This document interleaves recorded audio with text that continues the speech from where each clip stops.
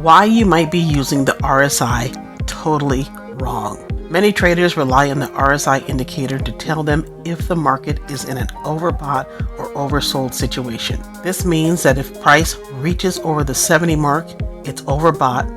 Start looking for a sell. If price falls below the 30 mark, start looking to buy. The issue with this is that it's not always accurate. A downtrend like this will show that the RSI is in an oversold state, again telling you to buy, but it might continue downward. Look at the RSI as a huge momentum indicator. The line in the middle is at the 50 mark, correct? As you can see, it hits the 50 mark when price is on a downward trend and travels even lower from that 50 mark.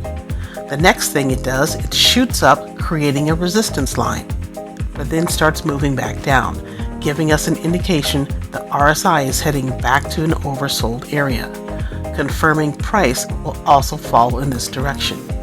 The RSI is one of the best indicators out there, but always use others to get the better entry.